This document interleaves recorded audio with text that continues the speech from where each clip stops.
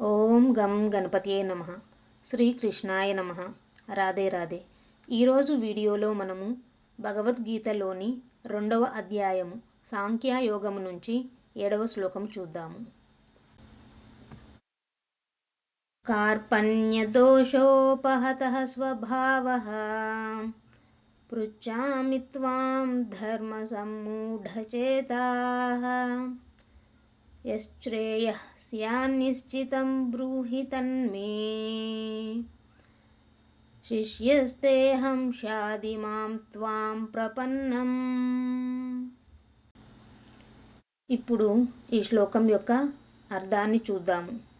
కార్పణ్య దోష పిరికితనము అనెడు దోషము, ఉపహత ముట్టడి చేయబడి, స్వభావః స్వభావము, పృచ్ఛామి అడుగుతున్నాను, త్వాం మిమ్ములను, ధర్మమును, సమ్మూఢ కలవరపడ్డ, చేతాః చిత్తముతో, యత్ ఏది, శ్రేయస్కరము, స్యాత్ అగునో, నిశ్చితం నిశ్చయముగా, బ్రూహి తెలుపుము, తత్ అది, మే నాకు, శిష్యః శిష్యుడను, తే నీ యొక్క, అహం నేను, స్యాది దయచేసి ఉపదేశం చేయుము, మాం నేను, త్వాం నీకు, ప్రపన్నం శరణాగతుడను. ఇప్పుడు ఈ శ్లోకం యొక్క పూర్తి అర్థాన్ని చూద్దాము. నా కర్తవ్యం ఏమిటో నాకు తెలియటం లేదు మరియు ఆందోళన, పిరికితనము నన్ను ఆవహించాయి. నేను నీ శిష్యుడను, నీకు శరణాగతుడను. నాకు నిజముగా ఏది శ్రేయస్కరమో దానిని ఉపదేశించుము. ఇప్పుడు ఈ శ్లోకం యొక్క సారాంశాన్ని చూద్దాము. భగవద్గీతలో అర్జునుడు తన సఖుడు మరియు బావ అయిన శ్రీకృష్ణుడిని తొలిసారి తన గురువుగా ఉండమని ప్రార్థిస్తున్న అద్భుతమైన ఘట్టం. కార్పణ్య దోషం అంటే పిరికితనం వలన అర్జునుడు తప్పటడుగు వేస్తున్నాడు అని భావించి భగవంతుడిని తన గురువుగా ఉండమని మరియు తను ఏ మార్గంలో ప్రవర్తించాలో ఉపదేశించమని కోరుతున్నాడు. శాశ్వతమైన శ్రేయస్సును కలిగించే దివ్య జ్ఞానాన్ని మనం ఆధ్యాత్మిక గురువు ద్వారానే తెలుసుకోగలమని అన్ని వైదిక గ్రంథాలు ఏకకంఠంతో చెబుతున్నాయి. పరమ సత్యాన్ని తెలుసుకోవాలనుకుంటే వైదిక వాంగ్మయం తెలిసిన, ఆచరణాత్మకంగా భగవత్ ప్రాప్తి నొందిన గురువుని ఆశ్రయించాలి.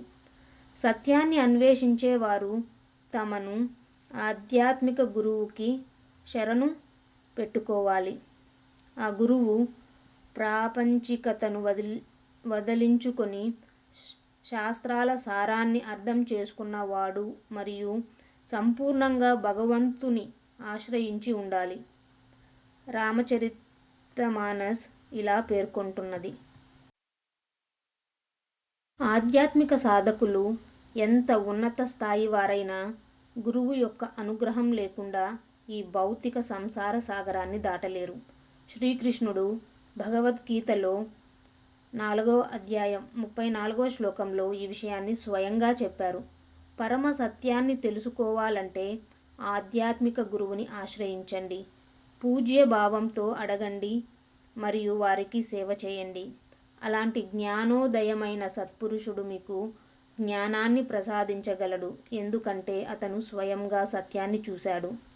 జ్ఞాన సముపార్జన కోసం గురువుని ఆశ్రయించటపు ఆవశ్యకత ఎంత ముఖ్యమో తెలియజెప్పటానికి స్వయంగా శ్రీకృష్ణుడు తన యవ్వనంలో 64 శాస్త్రాలను నేర్చుకోవడానికి సాందీపముని ఆశ్రమానికి వెళ్ళాడు. కృష్ణుడి సహ విద్యార్థి సుధాముడు ఇలా అన్నాడు, ఓ శ్రీకృష్ణ, వేదాలు నీ శరీరము లాంటివి, అవి నీ జ్ఞానంతో వ్యక్తమైనవి. కాబట్టి నీకు గురువు అవసరమేమిటి?